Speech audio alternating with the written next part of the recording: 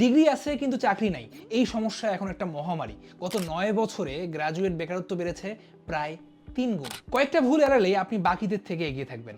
প্রথম কারণ, স্কিল নেই। আপনার কাছে ডিগ্রি আছে কিন্তু এইচআর এর কাছে 10,000টা সিভি আছে যাদের সবারই ডিগ্রি আছে। সে দেখার চেষ্টা করবে স্পেসিফিক জব রোলে কে ভালো করবে। আপনি যদি মাইক্রোসফট অফিস ব্যবহার করতে না পারেন, কমিউনিকেশন স্কিল যদি আপনার ভালো না হয়, প্রতিদিন ব্যবহার করতে হয় এমন সফটওয়্যার বা এআই টুল যদি না চেনেন, তাহলে আপনাকে এইচআর কেন নেবে? দ্বিতীয় কারণটা হলো একটা গোছানো সিভি না থাকা।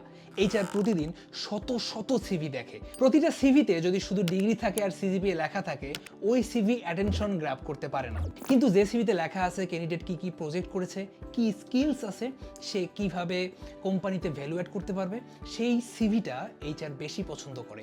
বেশিরভাগ ফ্রেশ গ্র্যাজুয়েটস এই পার্থক্যটা বোঝে না, তাই জব ফিল্ডে তারা অনেক পিছিয়ে পড়ে। তৃতীয় কারণটা হলো ইন্টারভিউ মানে শুধুমাত্র প্রশ্নের উত্তর দেওয়া না। এইচআর আসলে দেখতে চায় আপনি প্রেজেন্টেবল কিনা, আপনি কিভাবে চিন্তা করেন, হেভি ওয়ার্ক প্রেসারে আপনি কিভাবে রিয়্যাক্ট করেন, আপনার problem solving and decision making capability কেমন, এবং নিজের সম্পর্কে আপনি কতটা সেলফ অ্যাওয়ার। চতুর্থ কারণ, নেটওয়ার্কিং স্কিল না থাকা। আপনার নেটওয়ার্ক যত ভালো, আপনার চাকরি পাওয়ার সম্ভাবনা তত বেশি। কারণটা সহজ, পরিচিত নেটওয়ার্ক থেকে রিক্রুটমেন্ট সবচেয়ে বেশি হয়। তাহলে কি করবেন?